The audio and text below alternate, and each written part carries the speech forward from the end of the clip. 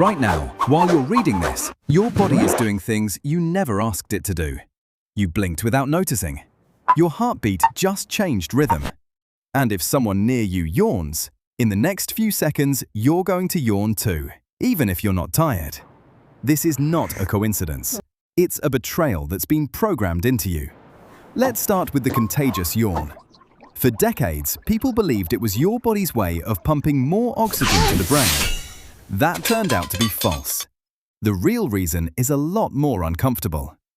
Yawning when you see someone else yawn is an involuntary empathy response, a leftover from when our ancestors lived in groups and needed to sync their sleep with the rest of the tribe, so someone was always awake watching for danger.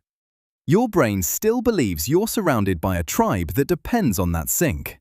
You're not, but the reflex is still there. Now think about blushing.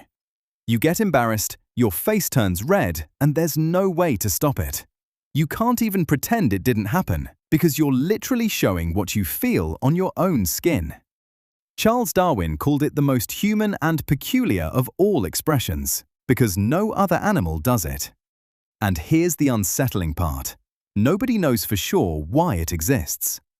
One theory says it's an involuntary social signal, a way of telling the group, I know I broke a rule, don't punish me. An automatic surrender your body triggers without your permission, exposing you at the worst possible moment. And then there's goosebumps.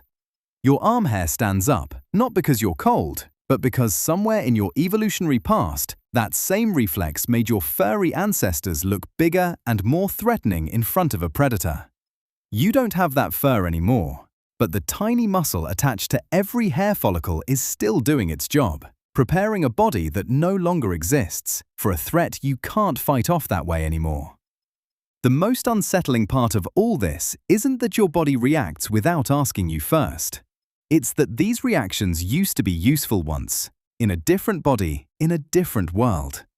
And still, millions of years later, your organism keeps acting like that world never changed. You don't have the control you think you have. Your body is running a program that's a lot older than you are.